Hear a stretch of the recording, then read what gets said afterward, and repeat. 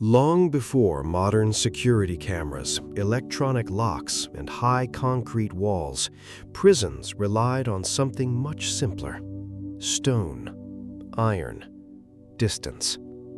A prison built on a lonely island or surrounded by steep cliffs was often considered impossible to escape. Thick wooden doors reinforced with iron bars protected every entrance. Heavy keys hung from the belts of trusted guards. Every window was made too small for a person to climb through. Every corridor echoed with the sound of footsteps, making secrecy almost impossible. For centuries, these places represented the final destination for thieves, soldiers, political prisoners, and those who had challenged powerful governments. Most people believed that once the prison gates closed behind someone, freedom became little more than a memory. Yet history occasionally offers stories that quietly challenge even the strongest beliefs. Tonight, our journey begins with one such mystery. It is the story of a prison where, according to forgotten records and whispered accounts, people seemed to disappear without forcing a single lock. No broken doors, no shattered windows, no tunnels discovered beneath the walls. And yet, cell after cell slowly became empty. Whether every detail is completely true remains uncertain. Like many old historical mysteries, the surviving evidence is incomplete. Official documents tell only part of the story. Private letters tell another. Newspapers add their own dramatic versions. Modern historians continue debating exactly what happened. But together, these fragments create one of the most unusual prison legends ever connected to 19th century Europe. Our story begins in the autumn of 1834. Far from crowded cities, beyond busy roads and trading ports, stood Blackstone Fortress prison. The prison occupied a lonely stretch of rocky coastline where powerful waves struck dark cliffs day and night. The nearest village lay several miles inland. Visitors were rare. Winter storms often cut the road completely, leaving the prison isolated for days at a time. Its location had been chosen carefully. The government wanted a prison that prisoners could neither reach nor leave easily. To one side stood steep cliffs dropping directly into the sea. On another side stretched dense forests where wolves were still occasionally reported. The only entrance crossed a narrow stone bridge watched by armed guards around the clock. Every arriving visitor passed through 3 separate iron gates before entering the main prison yard. The fortress itself had originally been built many decades earlier as a military outpost. Its thick stone walls measured nearly 2 meters in places. Small guard towers overlooked every corner of the courtyard. Heavy oak doors connected long corridors lined with narrow prison cells. Each evening, guards carefully inspected every lock before retiring to the barracks. Nothing about Blackstone suggested weakness. Government inspectors regularly praised its security. Military officers considered it one of the safest prisons in the region. Even experienced criminals believed escape was impossible. Life inside followed an almost unchanging routine. A large iron bell rang before sunrise. Prisoners awoke immediately. Breakfast consisted of simple bread and thin vegetable soup. Afterward, work began. Some repaired uniforms. Others carved wooden tools. Several copied official documents under careful supervision. Silence remained one of the prison's strictest rules. Conversation was limited. Every movement followed a schedule. Every hour belonged to someone else's authority. The guards themselves lived disciplined lives. Captain Elias Whitmore served as governor of the prison. Nearly 60 years old, Whitmore had spent most of his career in military service before accepting responsibility for Blackstone. He valued order above everything else. Each evening, he personally reviewed the daily reports, every prisoner count, every food delivery, every visitor, every disciplinary action. His handwriting filled countless official ledgers preserved for many years afterward. Those records would later become invaluable to historians. Among the prison staff worked Sergeant Thomas Reed. Unlike Whitmore, Reed was younger and known for speaking politely with prisoners whenever regulations allowed. He believed careful observation prevented more trouble than harsh punishment ever could. Many guards respected his calm judgment. Prisoners trusted him more than most officers. Neither group realized how important his observations would eventually become. That autumn, Blackstone held approximately 120 prisoners. Most served sentences for theft, smuggling, or forgery. A smaller number were political prisoners arrested during periods of public unrest. Several former soldiers had also been transferred there following military trials. Despite their different backgrounds, every prisoner shared one certainty. Leaving Blackstone required completing a sentence. Escaping seemed impossible. For several years, nothing unusual happened. Inspection reports described ordinary prison life. Repairs were completed. New prisoners arrived. Others finished their sentences and departed through the front gate under official supervision. The fortress operated exactly as designed. Then, during one unusually cold October morning, something happened that no guard could explain. As always, the bell rang before sunrise. Guards unlocked the first row of cells for the morning count. Names were read aloud. Each prisoner stepped forward. The process continued without difficulty until Sergeant Reed reached cell 27. He unlocked the heavy iron door. The hinges creaked softly. The room was empty. At first, Reed assumed there had been a clerical mistake. Perhaps the prisoner had been transferred during the previous evening. Perhaps another officer had forgotten to update the records. He checked the register. According to the official ledger, prisoner number 84, Samuel Mercer, had slept in that cell only hours earlier. His blanket remained neatly folded. A wooden cup still rested beside the bed.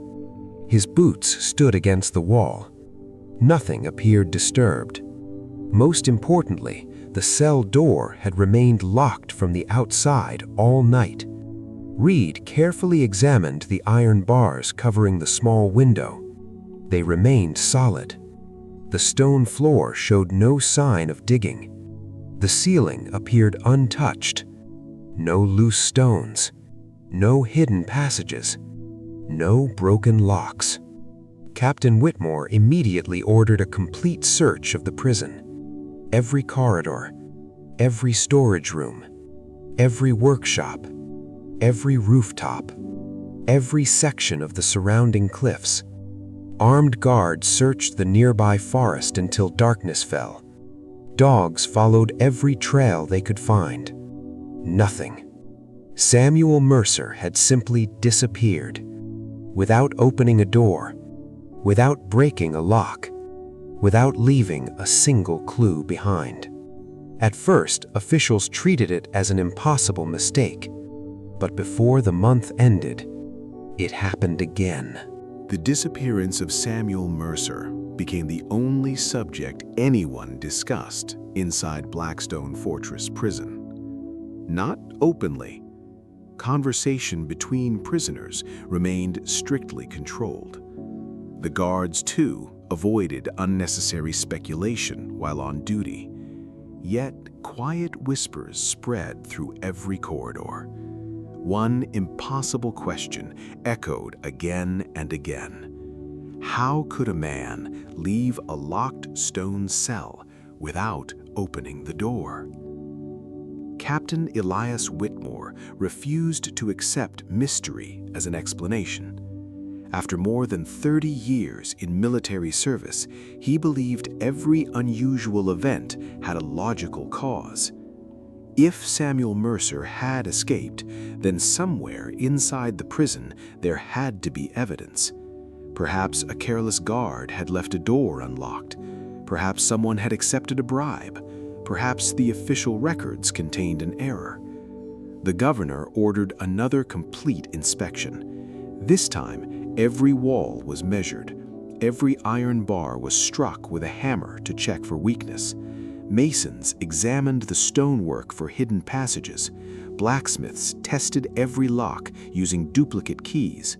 Nothing appeared unusual. The prison remained exactly as it had been before Samuel disappeared. Government officials from the nearest provincial office arrived several days later.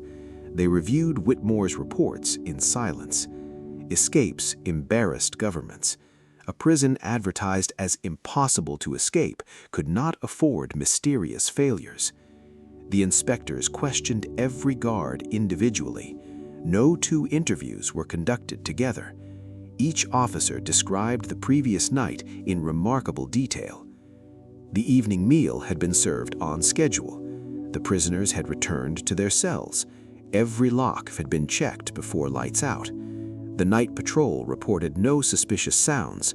No alarms had been raised. Nothing unusual had happened until morning. The inspectors found no contradiction between the statements. If someone had assisted Samuel Mercer, they had left no obvious trace. Attention then shifted toward the prisoners themselves. Perhaps Mercer had planned his escape over many months. Perhaps another inmate knew something. The guards quietly observed every conversation. Several prisoners were questioned privately.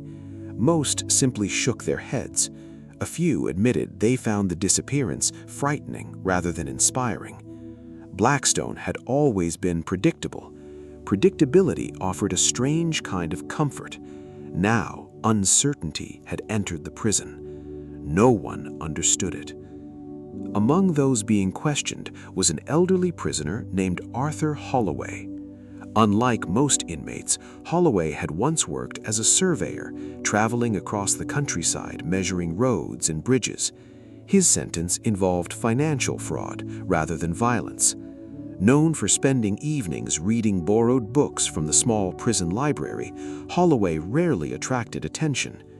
When Sergeant Thomas Reed asked whether he had noticed anything unusual, the old man paused for a long moment. Then he quietly answered, "I heard footsteps." Reed looked up from his notebook. "Footsteps?" Holloway nodded slowly. Not running, not shouting, just walking. He pointed toward the corridor outside his cell. They sounded calm. "What time?" "I don't know. It was after midnight." "Were they guards?" "I couldn't tell." The footsteps stopped near Samuel's cell. And then, nothing. No voices, no doors opening, only silence. Reed carefully recorded every word, yet the statement solved nothing. Guards regularly walked the corridors during the night. Footsteps alone explained very little. Still, something about Holloway's calm certainty remained in Reed's thoughts. The following week passed without further incident. Daily routines resumed: breakfast, work assignments, evening inspection, locking the cells, morning count. Life gradually settled back into its familiar rhythm. Some officers quietly convinced themselves that Samuel Mercer had somehow escaped through means they simply had not yet discovered. Perhaps history would never know exactly how. Then, another disappearance occurred. This time, the missing prisoner occupied cell 42. His name was Daniel Cross. Unlike Samuel Mercer, Daniel had less than 6 months remaining before his scheduled release. He had caused no trouble. His work records were excellent. Several guards described him as one of the prison's most cooperative inmates. He possessed little reason to risk an impossible escape. Yet when the morning bell rang, his locked cell stood empty. Again, the blanket remained folded. Again, personal belongings remained untouched. Again, the heavy iron door was still locked from the outside. Captain Whitmore personally inspected the room. He examined every stone using a lantern. He knelt beside the bed searching for hidden floor panels. He measured the window opening himself. The gap between the iron bars measured barely 6 inches. Even a child could not have squeezed through. The prison doctor suggested another possibility. Perhaps Daniel had become seriously ill during the night. Perhaps guards had quietly removed him. Whitmore immediately checked the infirmary. Every patient remained accounted for. Daniel Cross had never arrived there. The governor's frustration slowly became visible. He shortened the guards' sleeping hours. Night patrols doubled. Lanterns burned throughout the corridors until sunrise. Additional soldiers arrived from the nearby military garrison. Every entrance received extra supervision. Even the prison kitchens were searched. The fortress had begun operating almost like a military camp preparing for war. Yet, despite every precaution, the prison itself remained strangely peaceful. No prisoner attempted escape. No fights broke out. No tools disappeared. It was almost as if the disappearances existed separately from ordinary prison life. Outside the prison walls, however, rumors spread quickly. Villagers whispered about Blackstone Fortress whenever travelers stopped at the local inn. Some believed smugglers had discovered secret tunnels beneath the cliffs. Others claimed the old military fortress had been built upon forgotten underground passages dating back centuries. A few older fishermen quietly repeated much older legends about the coastline itself. According to local stories, strange sea caves stretched beneath the cliffs, connecting hidden chambers far below the prison. Most educated officials dismissed such tales immediately. No reliable maps showed any caves beneath Blackstone. Engineers who had repaired the fortress years earlier had reported only solid rock. Still, legends have an unusual way of surviving where certainty disappears. Sergeant Reed remained unconvinced by every explanation offered so far. Neither hidden tunnels nor supernatural stories satisfied him. He believed the answer existed somewhere inside the prison itself. Something small, something ordinary, something everyone else had overlooked. That evening, instead of returning directly to the guard barracks, Reed quietly climbed one of the old watchtowers overlooking the prison courtyard. From there, he could see every roof, every chimney, every wall. The moonlight covered Blackstone Fortress in pale silver. Everything appeared perfectly still. Then, just before midnight, he noticed something that had never appeared in any official report before. From the top of the eastern watchtower, Sergeant Thomas Reed remained perfectly still. The cold autumn wind swept across the cliffs below, carrying the distant sound of waves crashing against the rocks. Most nights, the prison seemed almost lifeless after midnight. Only the occasional footsteps of a patrol guard disturbed the silence.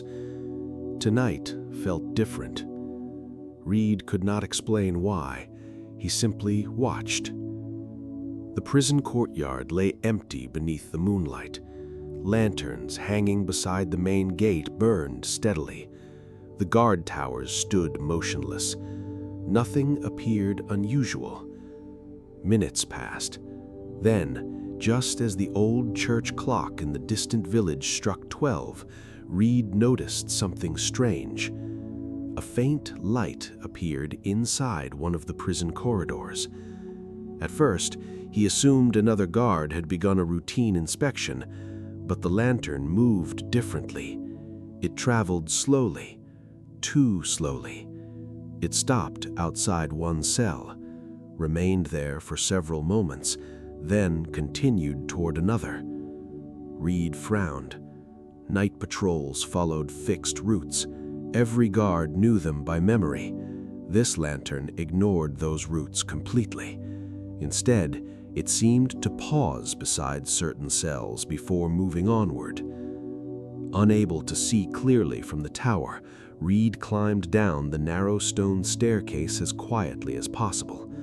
Rather than entering through the main hallway, he crossed a small passage leading toward the eastern wing.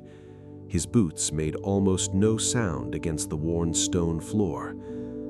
As he approached the corridor, the mysterious light disappeared.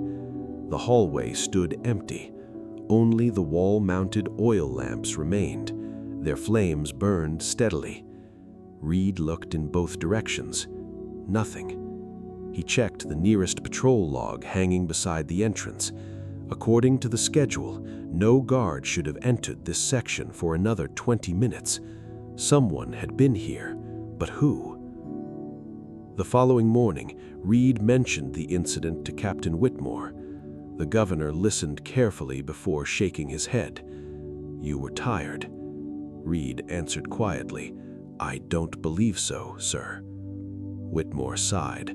"Since Mercer disappeared, everyone has started seeing mysteries where none exist. I saw a lantern. So did another guard. Perhaps, but every lantern inside this prison belongs to someone." Whitmore immediately summoned the officers responsible for the previous night's patrol. Every guard presented his assigned lantern.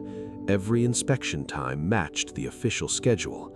No one admitted leaving the planned route.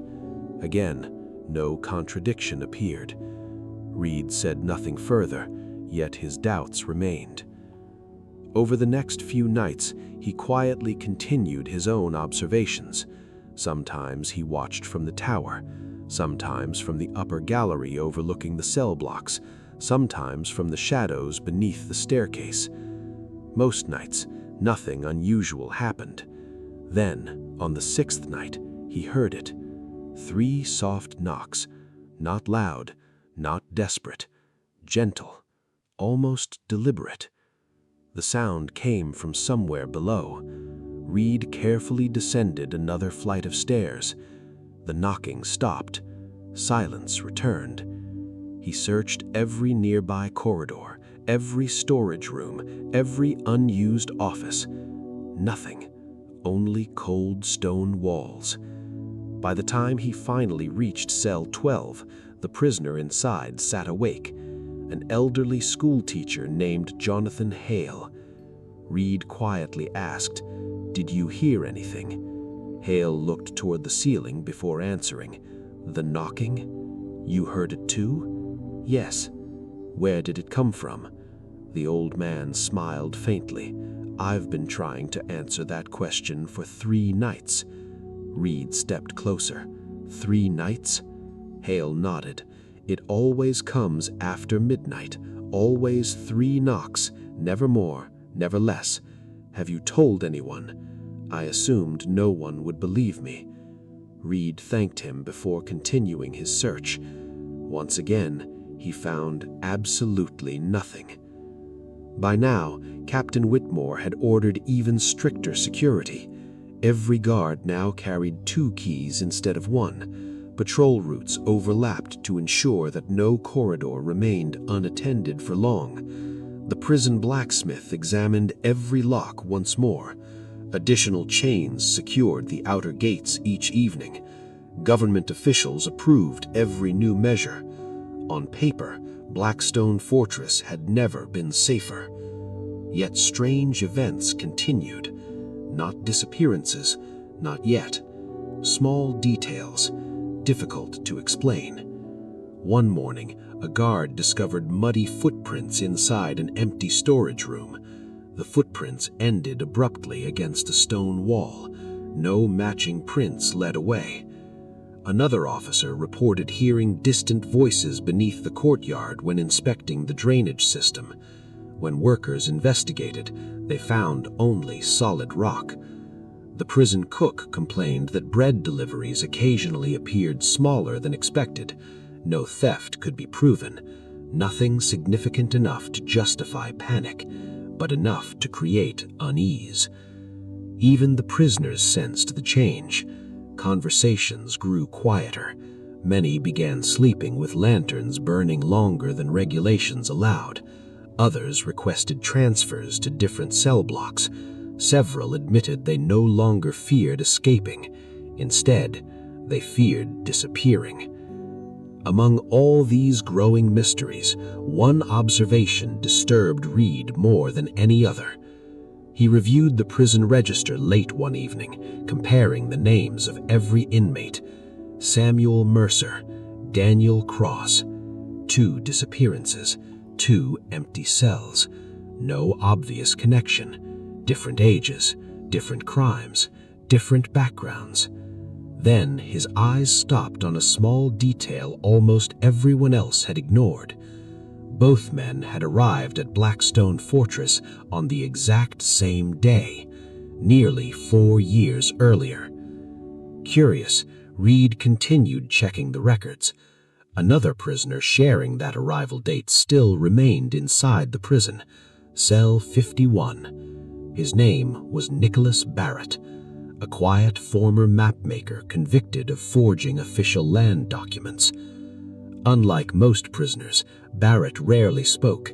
He spent nearly every evening drawing small landscapes on scraps of unused paper given to him by the prison librarian. The sketches showed mountains, forests, coastlines, and occasionally old stone buildings. Reed visited Barrett the following afternoon. The prisoner greeted him politely. Nothing about him appeared suspicious. His cell remained neat. His workbench contained only pencils and folded paper. While speaking casually, Reed noticed one unfinished drawing resting beneath the others. It showed Blackstone Fortress from above. The level of detail was astonishing. Every tower, every roof, every courtyard, even the narrow bridge leading toward the main gate. But something else caught Reed's attention. Far beneath the prison, Barrett had carefully drawn another structure, a series of long passageways extending beneath the fortress like the roots of an ancient tree. Reed stared silently at the page. "I've never seen these tunnels on any official map." Barrett looked at him calmly. "They aren't on the official maps." Reed slowly raised his eyes. "Then where did you find them?"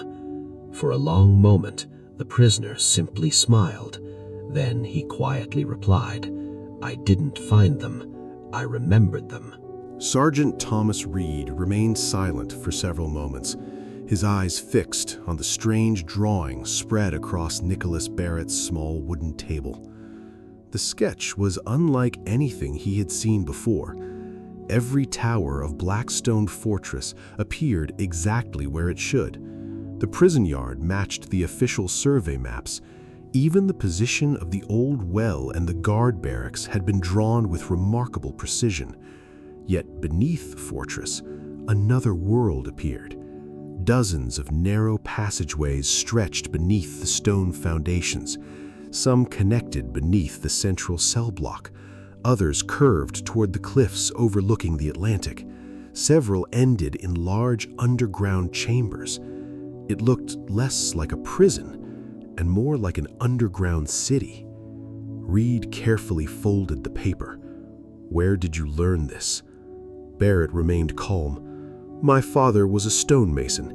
He helped repair old military forts. Years before I was born, he worked here." Reed frowned. "The fortress?" Barrett nodded. He never spoke about it often, but once he mentioned that the prison wasn't originally built as a prison. Long ago, soldiers used underground storage rooms beneath the fortress. They kept supplies there during wartime: food, gunpowder, medical equipment. Reed listened carefully. Official records confirmed that Blackstone had once served as a military outpost, but none mentioned underground chambers. If these tunnels existed, Reed asked quietly, why would they disappear from every map? Barrett looked toward the small window. Perhaps someone wanted them forgotten. That afternoon, Reed carried the drawing directly to Captain Whitmore. The governor studied it for nearly 10 minutes. Finally, he placed it on the desk. "It's fiction." "You believe that?" Whitmore sighed. "I believe prisoners have excellent imaginations, but the details could have been copied from memory. The towers, the walls, the bridge, those are visible every day." Reed hesitated. "What about beneath the prison?" Whitmore shook his head. "I have inspected this fortress for 12 years. If tunnels existed, engineers would have found them." Still, the governor ordered the prison archives searched. Old military records filled several dusty cabinets inside the administrative building. Many documents had not been opened for decades. 2 clerks spent nearly 3 days examining faded reports, construction records, repair logs, military correspondence, supply inventories. At first, nothing. Then, buried inside an old leather-bound ledger dated 1782, one sentence caught Reed's attention. "Lower storage chambers permanently sealed following structural instability." Only one sentence, no map, no explanation, no indication of where those chambers had been located. Reed immediately showed the entry to Whitmore. For the first time, the governor looked uncertain. The following morning, several laborers arrived from the nearby village. Using hammers and measuring rods, they examined the prison's oldest cellar. Stone walls echoed beneath every strike. Most produced the solid sound expected from thick granite, until one wall answered differently. Instead of a deep echo, it produced a hollow one. Everyone stopped. The workers struck the wall again. The same sound returned, hollow. Captain Whitmore stepped forward. "Remove the stones." The laborers worked slowly. Each block weighed hundreds of pounds. By late afternoon, a narrow opening appeared. Cold air drifted outward. Not stale air, fresh air, as though the hidden space somehow connected to the outside world. Lanterns were lit. Whitmore entered first. Reed followed close behind. The hidden chamber extended farther than anyone expected. The ceiling remained surprisingly high. Ancient wooden beams supported sections of old stonework. Empty shelves lined one wall. Rusted hooks hung from another. Clearly, the room had once served some practical purpose. Dust covered everything. No footprints appeared. No signs suggested recent use. Beyond the chamber lay another corridor, narrow, dark. Its floor disappeared into darkness beyond the reach of their lanterns. Whitmore ordered no one to continue. Instead, guards sealed the entrance until engineers could inspect it safely. Official reports were sent immediately to provincial authorities. The discovery created excitement among government officials. At last, a possible explanation. Perhaps prisoners had escaped through forgotten military tunnels. Yet several important questions remained. If these passages truly connected beyond the prison, why had only 2 prisoners disappeared? Why had no one else attempted escape? And perhaps most puzzling of all, how did Nicholas Barrett know about the tunnels? His father's stories explained some knowledge, but not the extraordinary details shown in the drawing. That evening, Reed returned to Barrett's cell. The prisoner appeared unsurprised. "You found it." Reed nodded slowly. "How much do you know?" Barrett smiled gently. "Only enough." "Enough for what?" "Enough to know that those tunnels won't explain everything."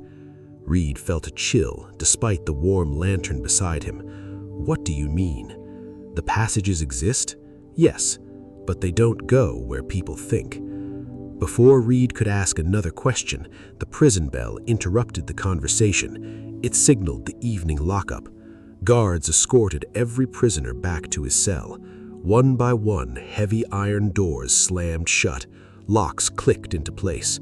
Patrols began. The fortress returned to silence. Just after midnight, a scream echoed through the eastern wing. Guards rushed toward the sound. Captain Whitmore arrived seconds later. The cry had come from cell 51, Nicholas Barrett's cell. The heavy iron door was still locked from the outside. Whitmore unlocked it himself. The room looked exactly as it had only hours before. The bed remained neatly made, the sketches still rested on the table, the lantern continued burning softly, but Nicholas Barrett had vanished without opening the door for the third time. The following morning, Sergeant Thomas Reed arrived at the prison archives before sunrise.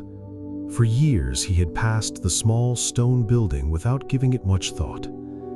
Inside were thousands of aging documents, construction reports, military orders, tax records, engineering surveys, and faded maps collected over nearly a century.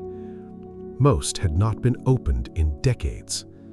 If Blackstone Fortress had truly been built upon an older structure, the answer would almost certainly be hidden somewhere among these forgotten papers. Two clerks helped Reed carry several heavy wooden boxes onto a long table. Dust filled the air as old leather bindings were opened one by one. Many documents described ordinary repairs: a broken roof after a winter storm, a damaged section of the outer wall, deliveries of stone, timber, and iron. Nothing unusual. Hours passed. Then Reed discovered a military survey dated 1761. The map showed the coastline before the prison had been expanded. Blackstone Fortress appeared much smaller than it did today. More importantly, just beyond the western wall stood another building. Its name had almost faded with age. Reed leaned closer. Monastery of St. Aldrin. He searched the room for more records. Another document described the monastery briefly. It had been abandoned many years before the military converted it into a coastal fortress. No explanation was given. Only one sentence remained clearly readable: lower chambers sealed after the evacuation of the brothers. Lower chambers. Again. The same phrase appeared in another century. Reed immediately carried the documents to Captain Whitmore. The governor studied the map in silence. A monastery? Reed nodded. It stood here long before the prison. Whitmore looked toward the window overlooking the courtyard. So these underground passages may be even older than the fortress itself. Government officials quickly ordered historians from the provincial university to examine the newly discovered records. Within days, 3 scholars arrived. Unlike soldiers or engineers, they cared little for prison security. Their interest lay in history. One elderly professor named Edmund Graves spent hours comparing ancient maps with modern surveys. His conclusion surprised everyone. The prison was expanded several times, he explained, each generation built over the previous one. The monastery itself was probably constructed upon an even older foundation. Roman? Someone asked. Graves smiled. Possibly. Or perhaps medieval. We cannot know without excavation. For the first time, Blackstone Fortress no longer seemed like a single building. It resembled layers of history resting one above another. Each generation had buried the last. Yet this discovery still failed to answer the most important question. Where had the prisoners gone? The tunnels existed. The monastery had existed. Neither explained 3 locked cells. That evening, Reed returned to the underground chamber alone. Officially, no one was permitted underground without permission. Unofficially, he believed another search might reveal something everyone else had overlooked. Carrying only a lantern, he slowly followed the familiar passage. The silence felt deeper than before. Water continued dripping from the ceiling. His footsteps echoed against the ancient stone walls. Eventually, he reached the large storage chamber. Everything remained exactly as during the government inspection. Broken crates, collapsed barrels, dust, silence. Then, his lantern illuminated something new. Near the far wall, fresh footprints. Reed immediately knelt beside them. They had not been there before. The dust around them was clearly disturbed. Someone had walked across the chamber recently. The prints were faint but unmistakable. One pair only. They continued toward the oldest section of the chamber before disappearing against a rough stone wall. Reed examined the wall carefully. Solid rock, no cracks, no doorway. He tapped it gently. A dull echo answered. Nothing unusual. Still, the footprints ended there. They did not turn back. They did not continue elsewhere. It looked as though the person had simply walked into the stone itself. Reed searched the surrounding floor for another explanation. Hidden trapdoors, loose stones, nothing. Then he noticed a narrow gap near the base of the wall, hardly wider than a finger. A cool breeze flowed steadily through it. Air, fresh air. Somewhere beyond the wall existed another empty space. He hurried back to the surface. The next morning, engineers returned with heavier tools. For nearly 6 hours, they carefully removed stone blocks from the section Reed had discovered. Finally, the wall gave way. Beyond it lay another narrow passage. Unlike the military tunnels, this corridor looked much older. Its ceiling was lower, its stones were smaller. No wooden support beams remained. Instead, the passage appeared to have been carved centuries earlier. Professor Graves smiled with excitement. This isn't military construction, it's medieval. The corridor extended only a short distance before opening into a circular chamber. At its center stood a dry stone well. Not a water well, a vertical shaft. The opening disappeared into darkness far below. Engineers lowered a lantern using a rope. The light continued falling. 10 feet, 20, 30. Still no bottom. One worker whispered softly, "How deep is it?" No one answered. Then something unexpected happened. The lantern suddenly stopped falling, not because it had reached the bottom, because someone below had caught it. The rope went tight. For several long seconds, nothing moved. Then, without warning, the lantern was gently released. It continued falling into the darkness until its light finally disappeared completely. No voice came from below. No footsteps echoed upward. Only silence. Captain Whitmore looked slowly towards Sergeant Reed. For the first time since the mystery had begun, neither man could think of a logical explanation. No one spoke for several moments after the lantern disappeared into the darkness. The rope hung motionless above the ancient shaft. Every man standing inside the underground chamber looked toward Captain Whitmore, waiting for an order. The governor finally broke the silence. "Pull it back." 2 soldiers carefully gripped the rope. Slowly, they began lifting it toward the surface. Foot after foot emerged from the darkness. The rope felt strangely light, almost too light. When the end finally appeared, everyone stared in confusion. The lantern was gone. Only the broken iron hook remained attached to the rope.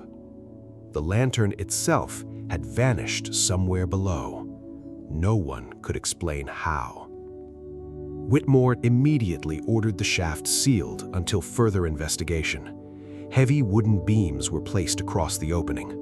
Armed guards remained nearby throughout the night. No one was permitted to approach without written authorization.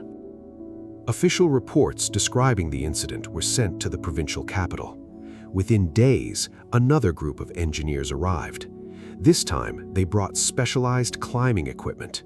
If the shaft truly reached another chamber, they intended to explore it properly.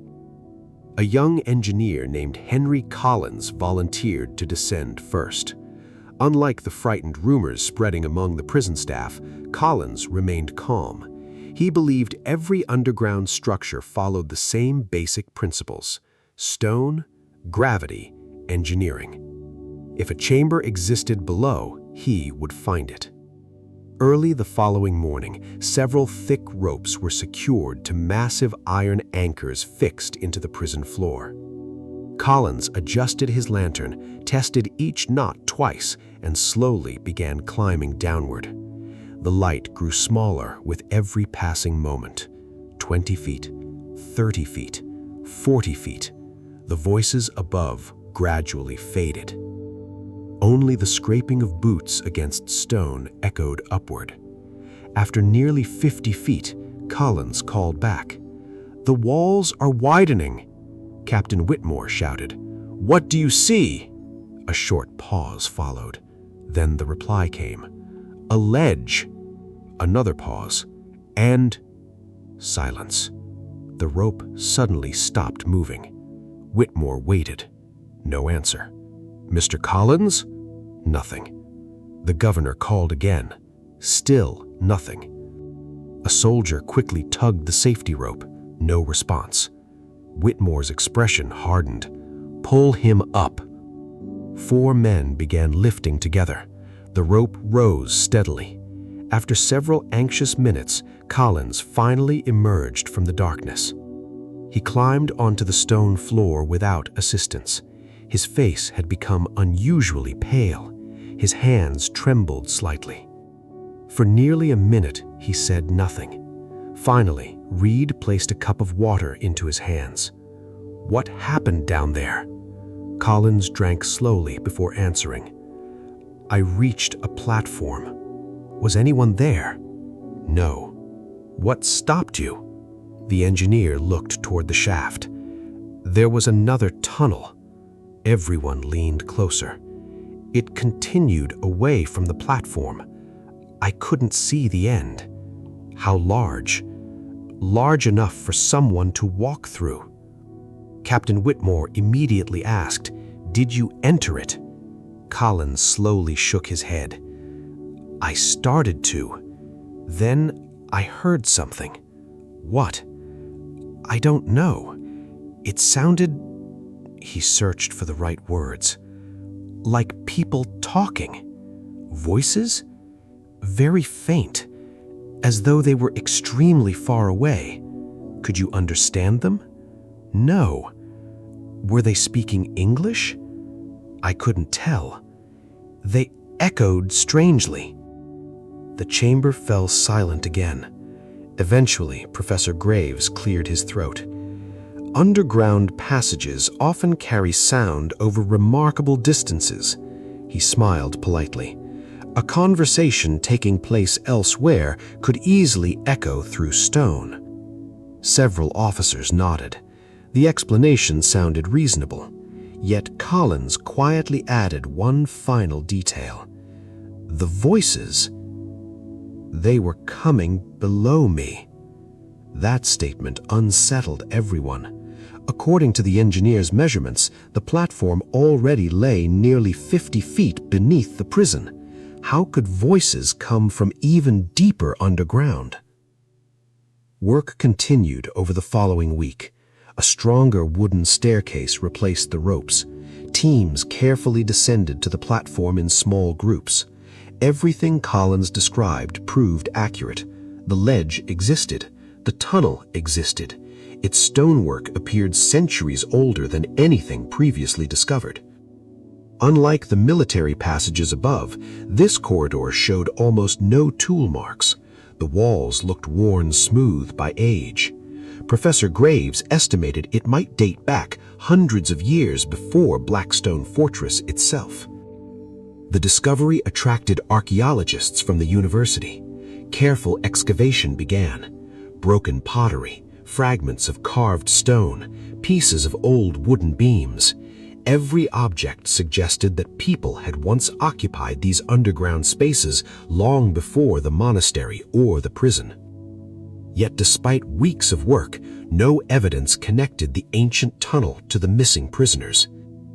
Then, one afternoon, Reed made another unexpected discovery. While examining Barrett's recovered sketches, he noticed something hidden in the corner of one drawing, a tiny handwritten sentence, almost invisible. It read, "The oldest road is always beneath the newest one." At first, the words made little sense, until Reed compared the sketch with the archaeological survey. Suddenly, he understood. Each generation had built directly over the previous one, road above road, building above building, tunnel beneath tunnel. Blackstone Fortress wasn't hiding one forgotten passage, it was hiding an entire forgotten world. And somewhere within that buried world, the answers to 3 impossible disappearances might still be waiting. Sergeant Thomas Reed remained motionless on the eastern watchtower. The 3 quiet knocks echoed through the night once again, slow, evenly spaced, deliberate. They were clearer than ever before. For weeks, everyone had assumed the sound came from deep beneath the prison, from forgotten tunnels, ancient chambers, hidden passageways. But standing high above the courtyard, Reed suddenly realized something important. The sound wasn't rising from below, it was traveling through the walls themselves. Stone carried sound in strange ways. A single noise could travel enormous distances before emerging somewhere entirely unexpected. Without wasting another moment, Reed hurried down the narrow staircase. Instead of entering the underground passages, he walked toward the oldest section of the prison, the eastern cell block. The knocking came again, 3 soft taps. This time, he stopped walking. He closed his eyes, listened carefully. The sound seemed strongest beside the outer wall facing the sea. He placed one hand against the cold stone. Nothing. Then, a faint vibration, almost too gentle to notice. Someone nearby called his name. Captain Whitmore approached, carrying a lantern. "You heard it too?" Reed nodded. "It's not beneath us." Whitmore frowned. "Then where?" Reed pointed toward the wall. "I think it's inside it." The governor looked doubtful. Nevertheless, he ordered several workers to examine the stone the following morning. At sunrise, experienced masons carefully inspected every block. The wall itself appeared solid. No cracks, no loose stones, nothing unusual. One elderly mason slowly tapped each block with a small iron hammer. Most answered with a deep, solid sound. Then, one stone responded differently, a hollow echo. He struck it again. The same hollow note returned. Captain Whitmore immediately ordered the surrounding stones removed. Hours passed. The work progressed slowly. Finally, the center block slid free. Behind it lay a narrow cavity only a few inches wide. Certainly not large enough for a person, but something rested inside. A small wooden box, wrapped carefully in faded cloth. Its surface was covered with dust. No one could remember seeing it before. Reed carefully lifted it from the wall. The wood had darkened with age.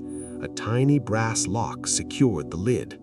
The lock itself had long since rusted away. Inside the box rested only 3 objects: a folded letter, an old brass key, and a leather notebook.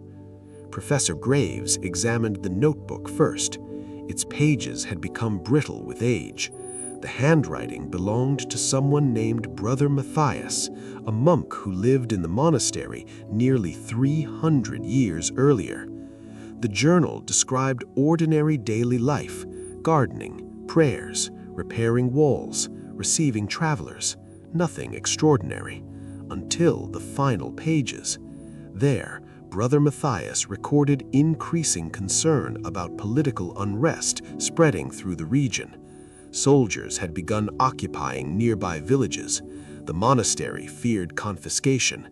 The final entry read, "If the fortress is ever built here, may whoever find these pages remember that not every door is meant to remain closed forever." The room fell silent. Reed unfolded the letter. Unlike the journal, it had been written many years later. The signature belonged to Colonel Nathaniel Ashcroft, the military officer responsible for converting the monastery into Blackstone Fortress. His words revealed something unexpected. The lower sanctuary has been sealed by my order, not because it is dangerous, but because there is no longer any reason for men to use it. Future generations should know only the prison above. Reed looked toward Professor Graves. The lower sanctuary? The historian adjusted his spectacles. Monasteries often contained underground chapels, places for prayer during times of war. Captain Whitmore examined the brass key. Its design differed from every prison key currently in use. Longer, heavier, decorated with a simple carved cross. It certainly doesn't fit our locks. One engineer quietly suggested another possibility. If Colonel Ashcroft sealed only the entrance, perhaps the sanctuary still exists. Within hours, workers resumed searching the newly opened cavity. Behind the hidden box, they discovered another narrow passage, not large enough for a person, only wide enough to pass air. The opening extended toward the oldest section of the eastern wing. Using long measuring rods, engineers estimated the passage continued nearly 40 feet before ending behind another wall.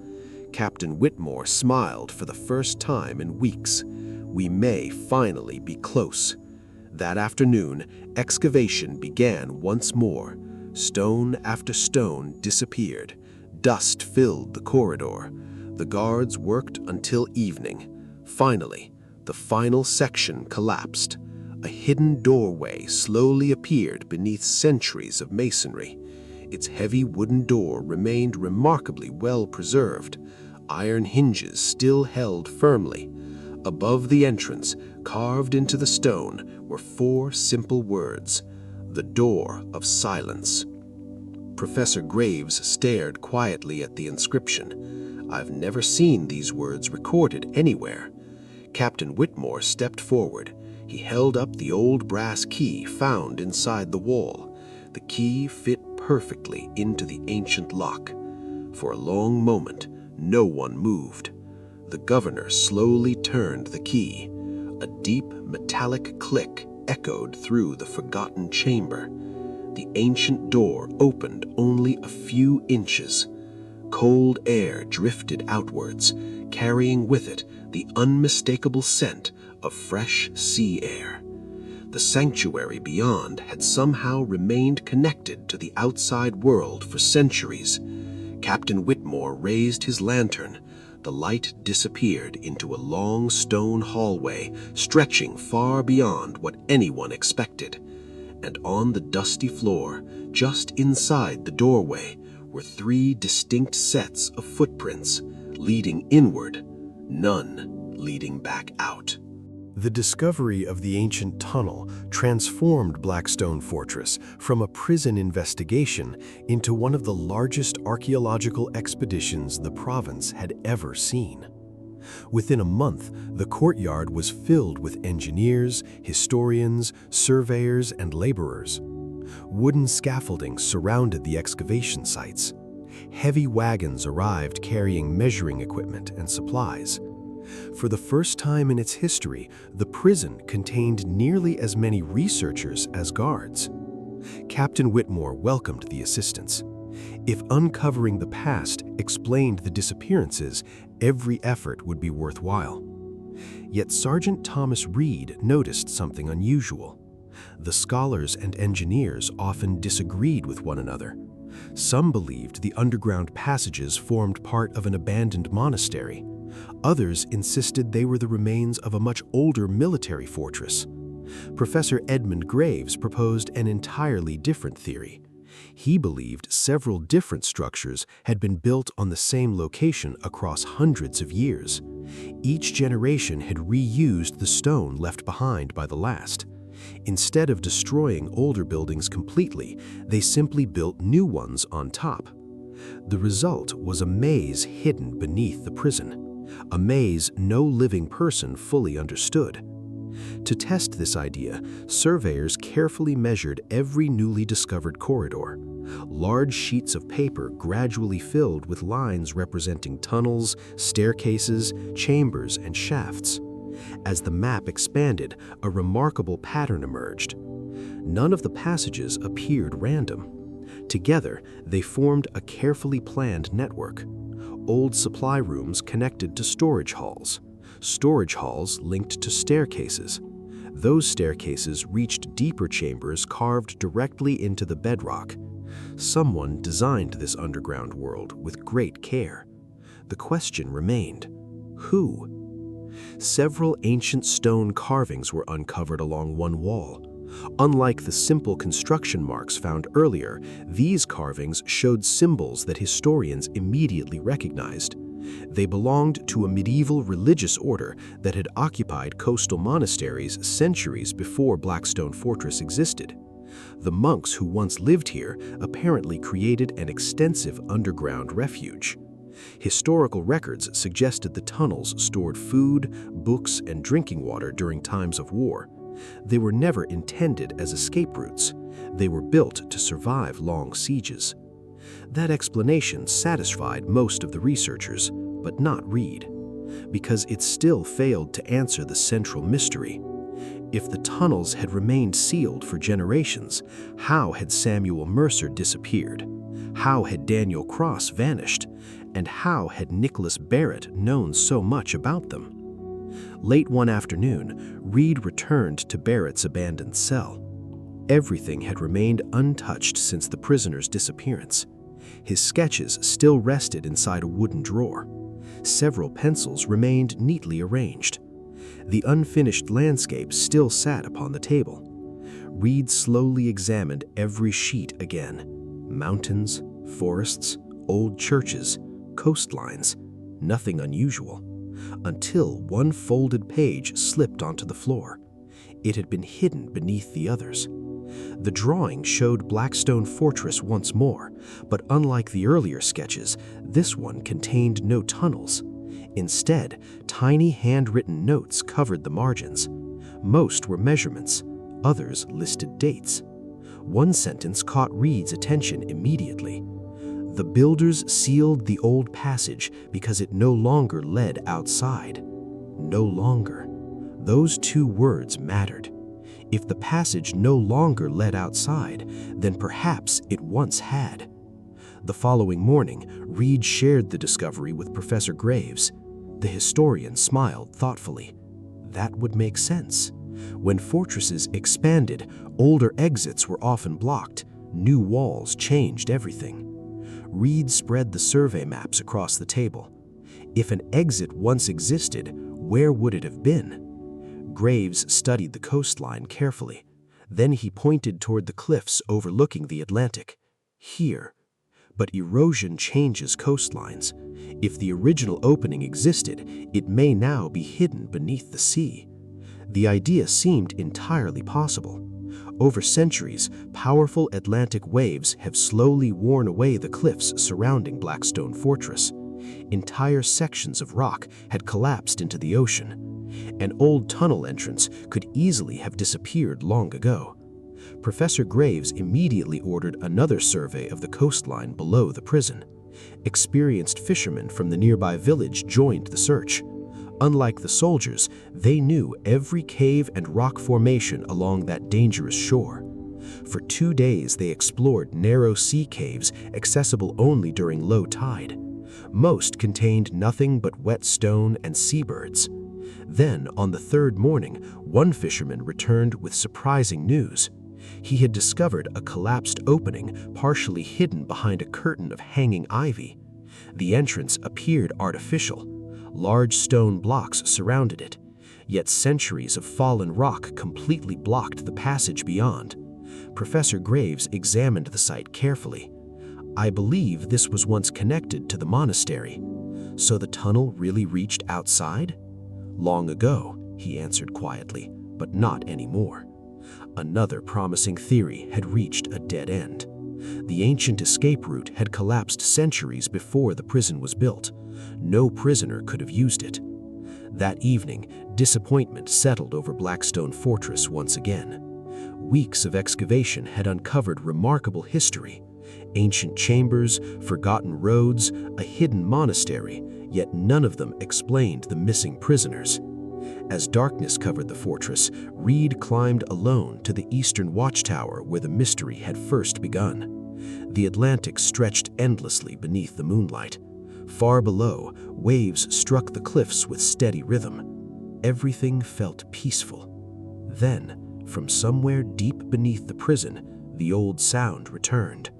3 gentle knocks, exactly as before. Reed listened carefully. This time, he realized they were not coming from the tunnels. They were coming from somewhere much closer. For several long moments, no one crossed the threshold. The ancient doorway stood open only a short distance, its heavy oak frame creaking softly as cold air drifted into the corridor. Every lantern flame leaned gently toward the darkness beyond.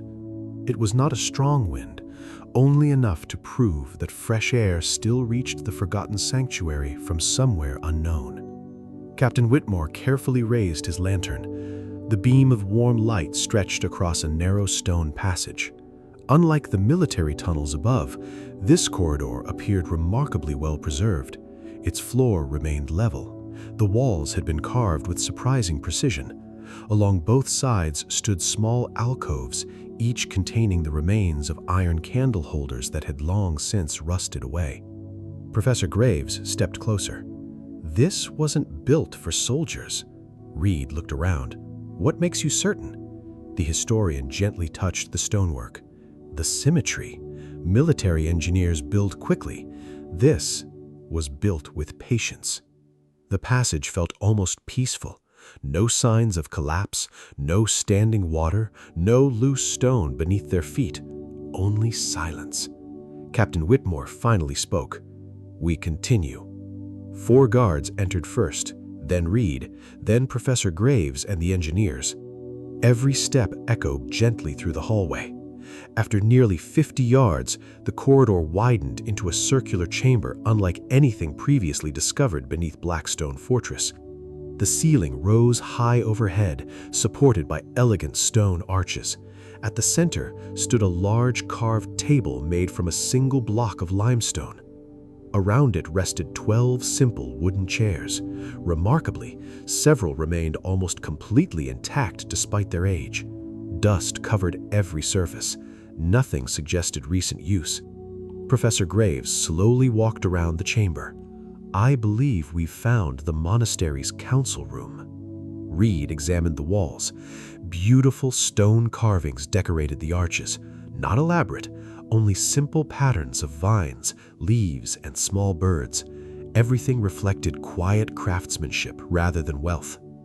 The room felt strangely welcoming. Nothing about it resembled a prison. One engineer pointed toward another doorway. This continues. Beyond the council chamber lay another corridor, then another. The forgotten sanctuary extended much farther than anyone had imagined. Small prayer rooms appeared one after another, ancient storage areas, sleeping chambers once occupied by monks. A tiny library with empty wooden shelves. Every room had been abandoned carefully.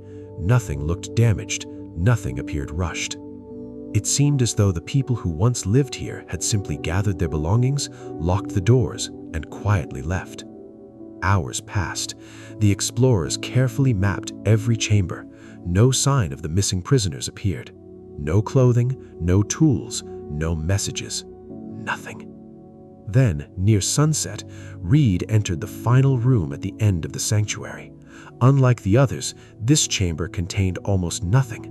Only a single wooden bench, a stone fireplace, and a large window carved directly into the cliff. For the first time since entering the underground complex, natural sunlight filled the room. Beyond the opening stretched the Atlantic Ocean. Far below, waves crashed gently against the rocks. The hidden sanctuary overlooked the sea. No bars covered the window, no iron gate blocked it, only open sky. Reed measured the distance to the water below, nearly 100 feet, too dangerous for anyone to climb. Even if a rope had existed, the smooth cliff face offered almost no handholds. Captain Whitmore joined him.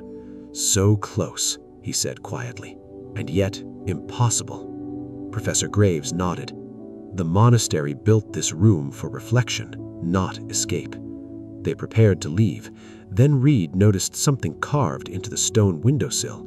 Unlike the religious symbols found elsewhere, these marks looked much newer.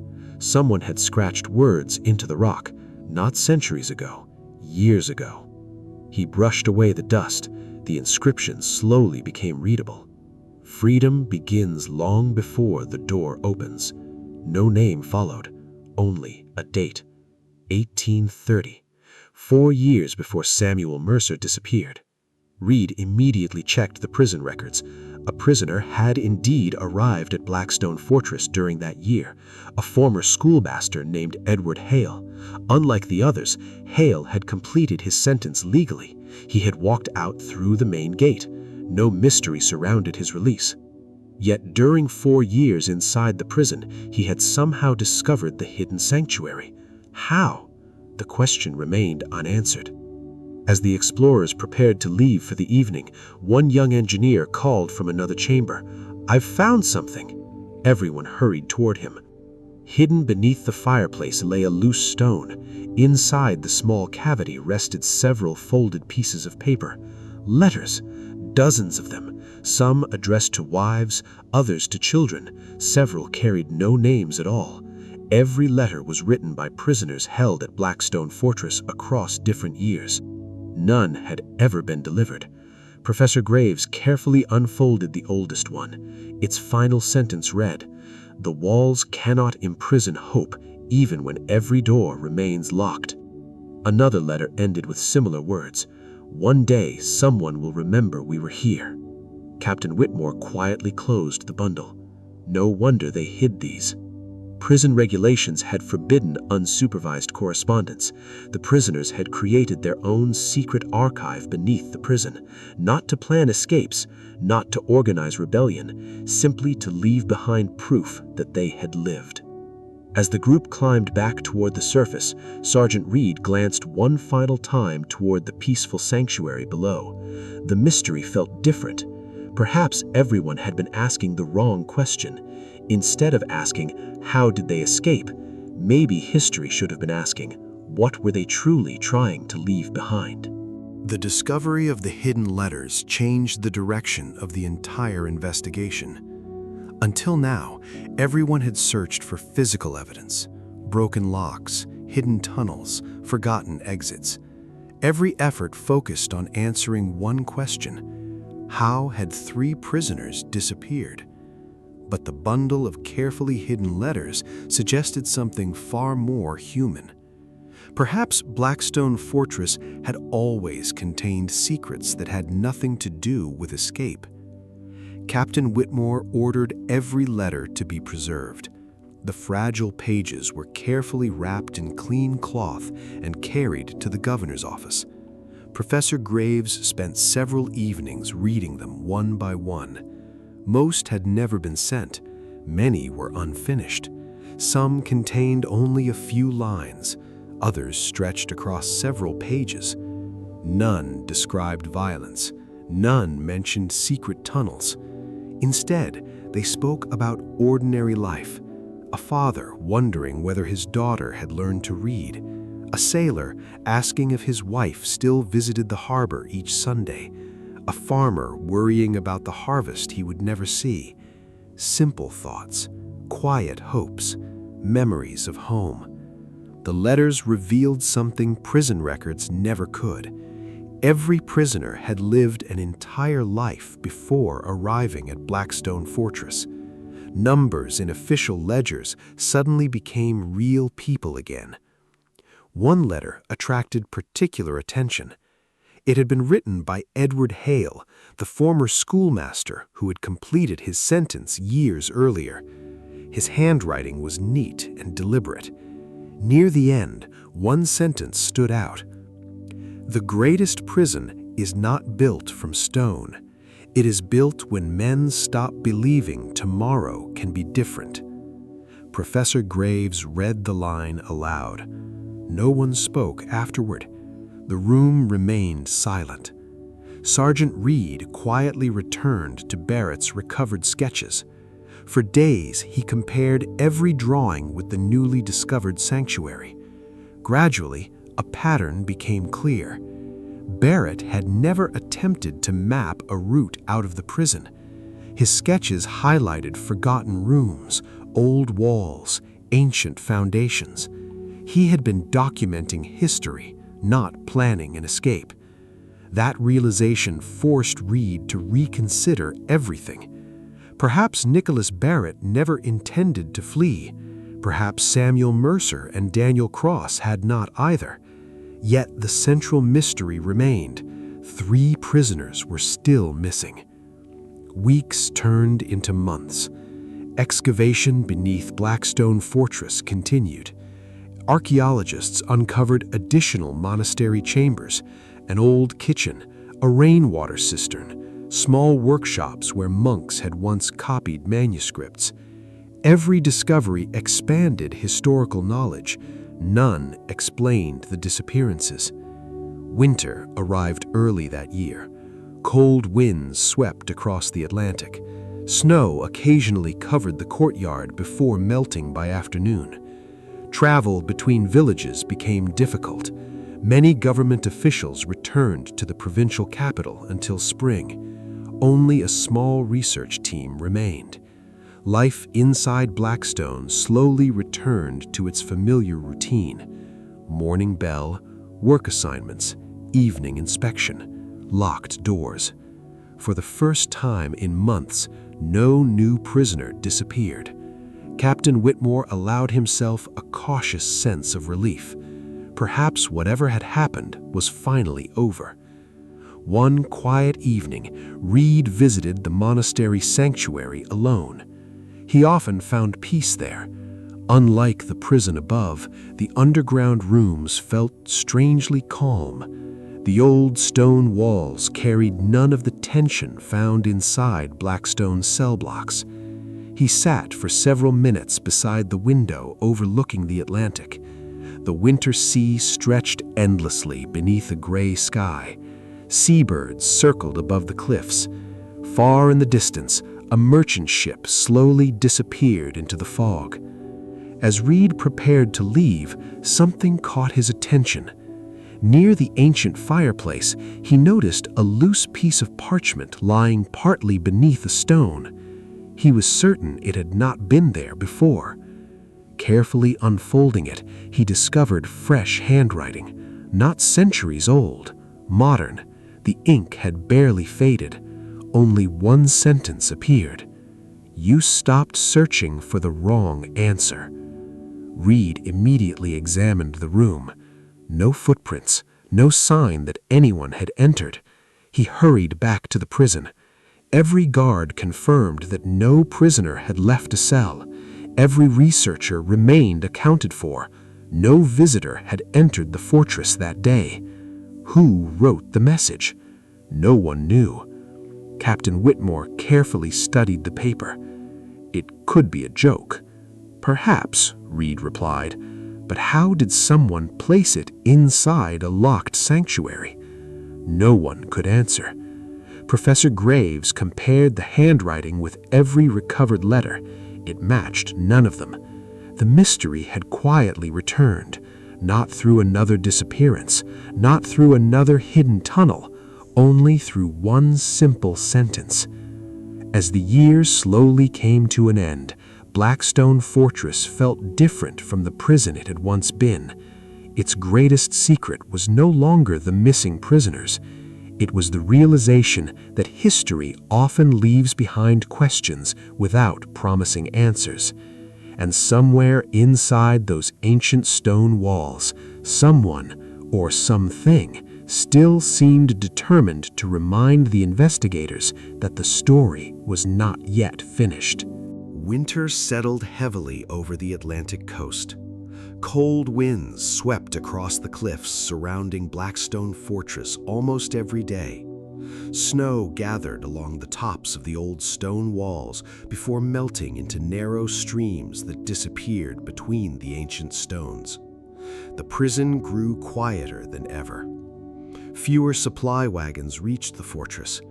Researchers returned to their universities until spring. Government officials closed most of the investigation, believing they had already discovered everything the prison could reveal. Officially, the mystery remained unsolved. 3 prisoners were still missing. No bodies had ever been found. No confirmed escape route had been identified. No witness had come forward. The provincial government eventually published its final report. The conclusion filled only a single page.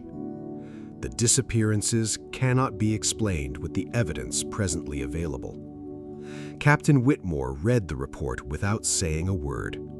After nearly a year of searching, digging, measuring, questioning, and exploring, the government had accepted uncertainty.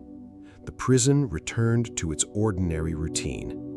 But Sergeant Thomas Reed found it impossible to let the mystery rest. Something still felt incomplete.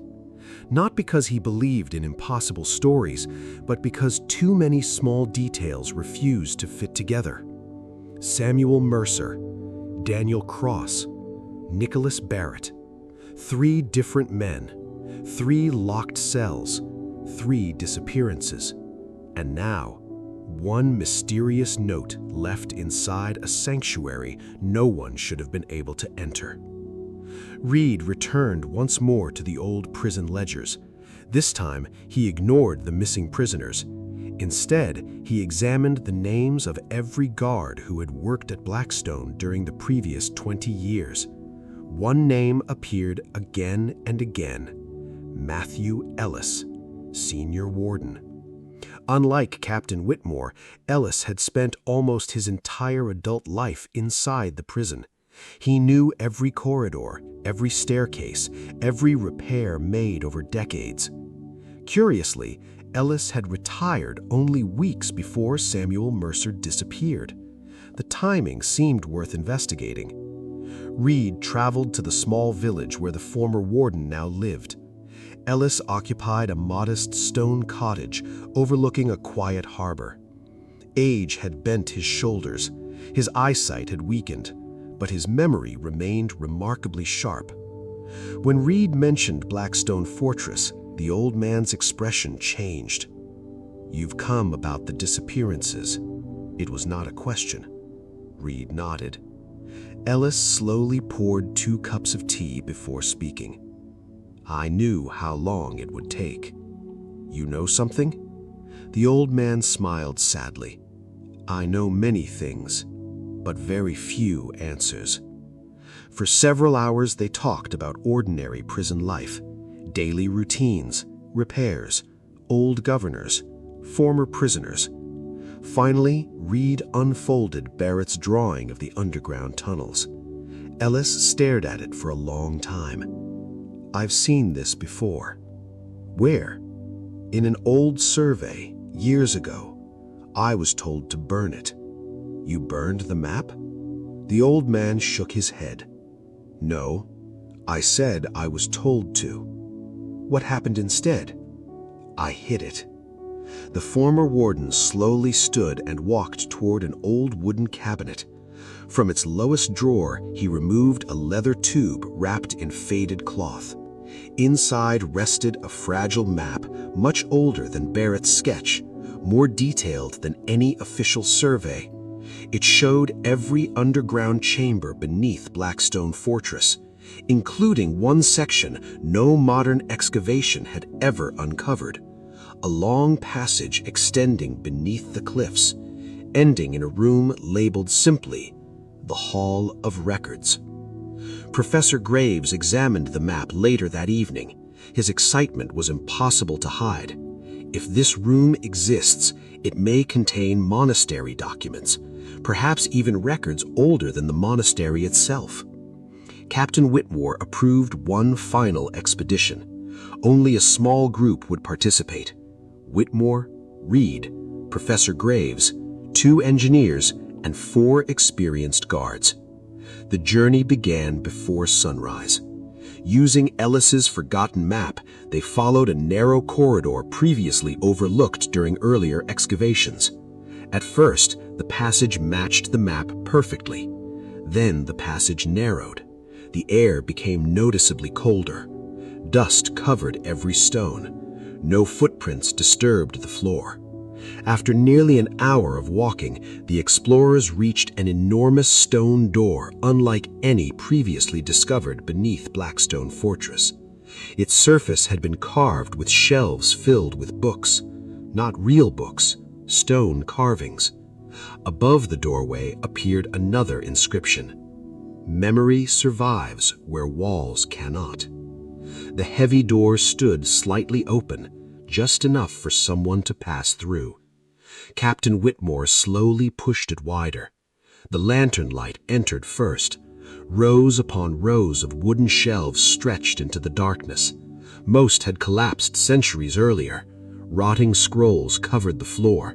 Broken pottery, wooden chests, fragments of ancient furniture. The Hall of Records truly existed. Professor Graves could barely contain his excitement. If this room exists, it may contain monastery documents, perhaps even records older than the monastery itself. While the historians carefully examined the shelves, Reed walked toward the far end of the chamber. There, beneath a layer of dust, he noticed something unexpected.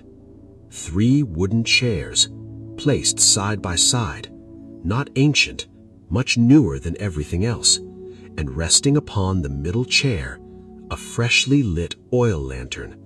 Its flame burned quietly, steadily. Someone was there, very recently. The small lantern resting upon the wooden chair burned with a quiet, steady flame. No one spoke. Captain Whitmore slowly walked toward it, careful not to disturb the thick layer of dust covering the ancient stone floor. The lantern itself appeared ordinary. Its brass frame matched the style commonly used throughout the prison. Fresh oil remained inside. The glass chimney was warm. Someone could not have lit it days earlier. It had been burning only a short time. Sergeant Reed immediately examined the ground. At first glance, the dust appeared untouched. Then he noticed something curious. Only one set of footprints led toward the chair. No footprints led away. The trail simply ended beside the lantern, exactly as the earlier footprints had ended inside the sanctuary. Captain Whitmore looked around the enormous chamber. Search everything. The guards carefully spread out. Every shelf, every alcove, every collapsed cabinet, every corner. The Hall of Records was enormous, yet nowhere could a hidden person be found. Professor Graves barely noticed the search. His attention remained fixed upon the surviving manuscripts scattered across the room. Many had become unreadable after centuries of moisture. Others remained surprisingly well preserved. One thick volume rested inside a carved wooden chest protected by layers of waxed cloth. Graves carefully opened it. Unlike the monastery journals discovered earlier, this book listed names, hundreds of them. Monks, builders, travelers, local families. Each entry recorded arrivals and departures over many generations. Near the final pages, a different handwriting appeared. The date read 1819, several years before Blackstone Fortress officially became a prison. The final keeper of the records had written one simple sentence: "When the monastery falls silent, let memory remain where people cannot." Graves quietly closed the book. It seems they knew the building would disappear. Captain Whitmore turned toward him. They hid their history, so that someone would eventually find it. Meanwhile, Reed continued examining the lantern. Something about it felt strangely familiar. He carefully lifted the handle. A tiny mark had been scratched beneath the metal.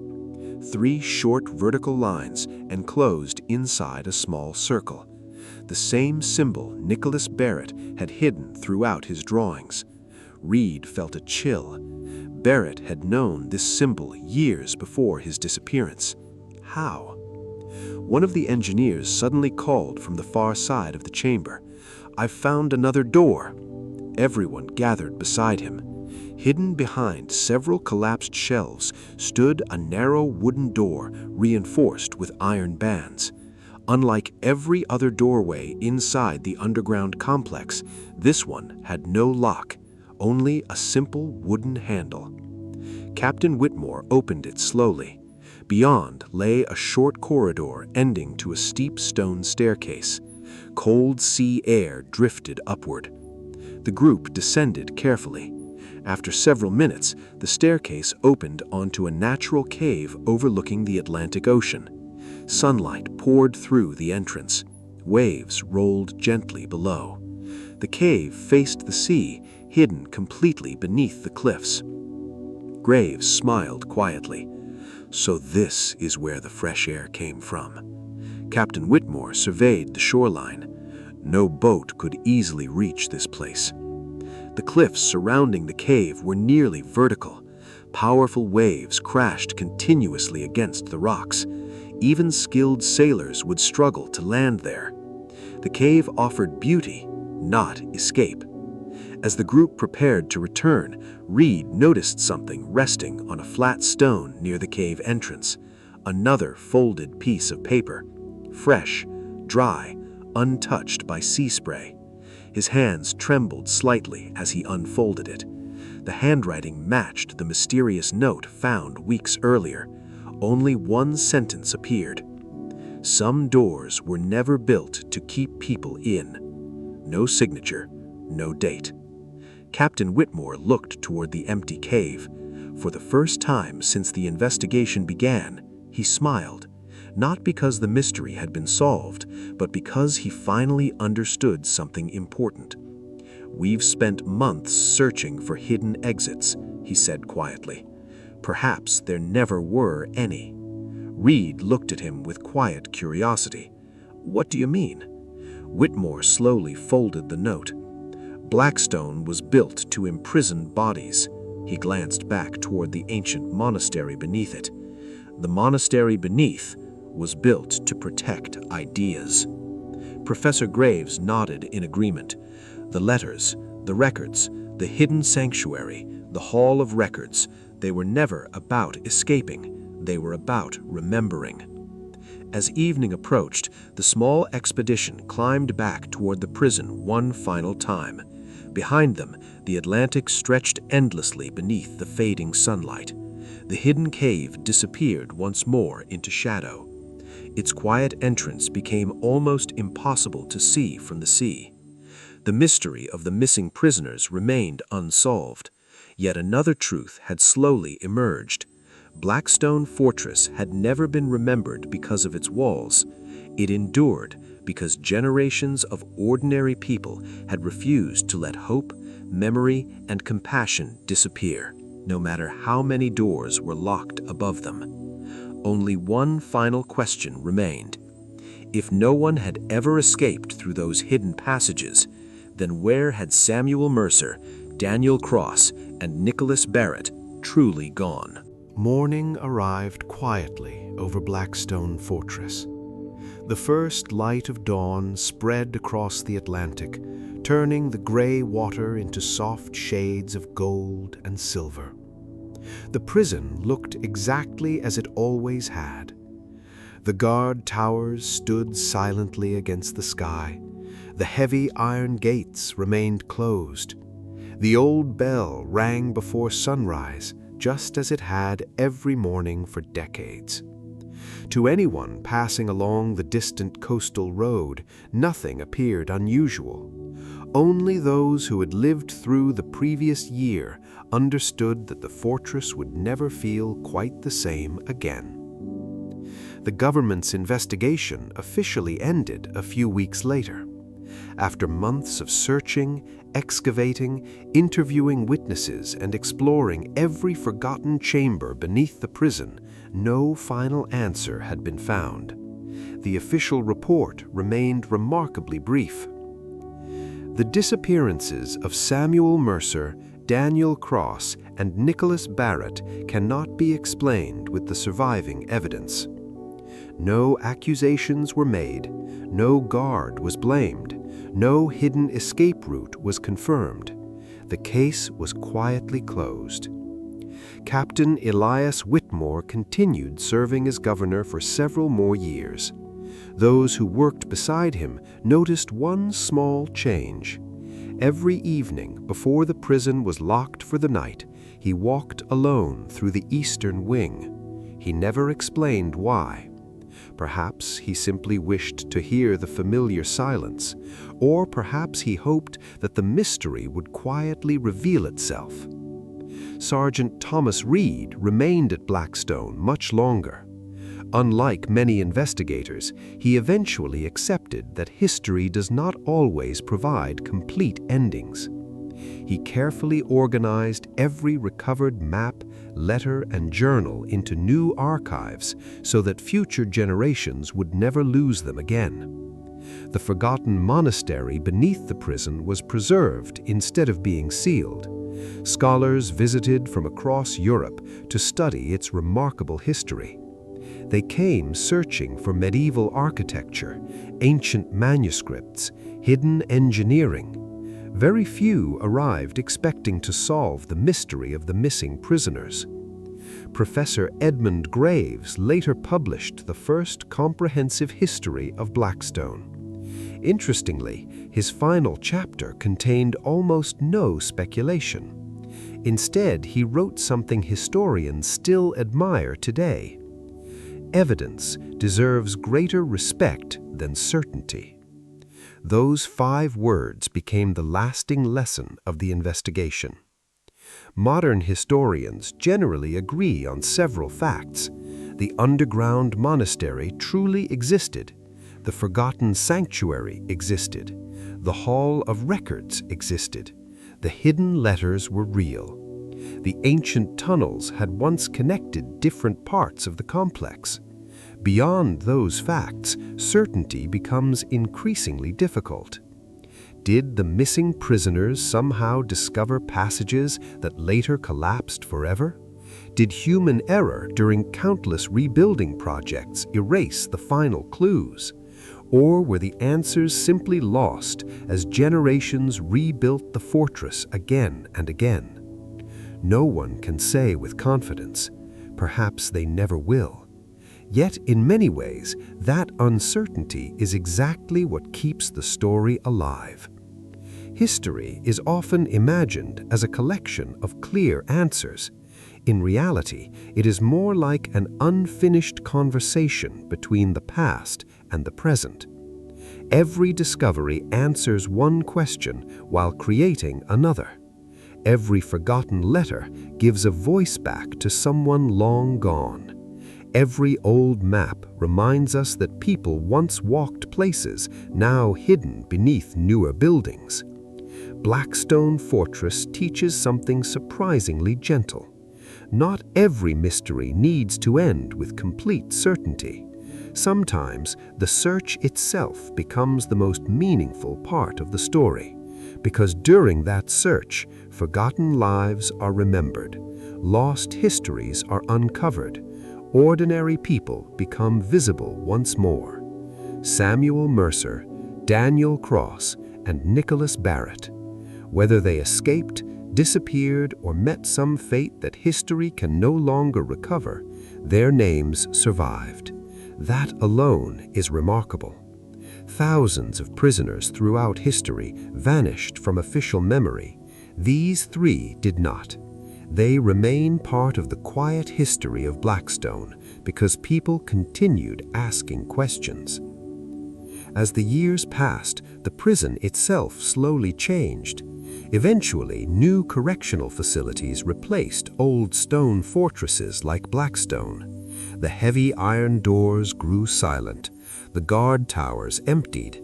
Nature gradually reclaimed sections of the ancient walls. Sea winds continued to polish the cliffs overlooking the Atlantic, just as they had for centuries. Today, visitors walking those wind-swept ruins might notice nothing unusual, only weathered stone, old walls, broken windows, the distant sound of waves rising and falling below the cliffs. Yet beneath their feet still rests the forgotten monastery, the peaceful sanctuary, the hall of records, and countless stories patiently waiting for future generations to discover. Perhaps somewhere inside those quiet passages, another forgotten letter still waits beneath the dust, another name, another memory, another small piece of history that refuses to disappear. And as evening once again settles across the Atlantic, the lighthouse beyond the cliffs begins its slow, familiar sweep across the darkening sea. The waves continue their endless rhythm. The wind moves gently through the old stone walls. The prison falls silent. History closes its pages for the night. And somewhere beyond certainty, where mystery and memory meet, Blackstone Fortress quietly remains exactly as it has for centuries, waiting.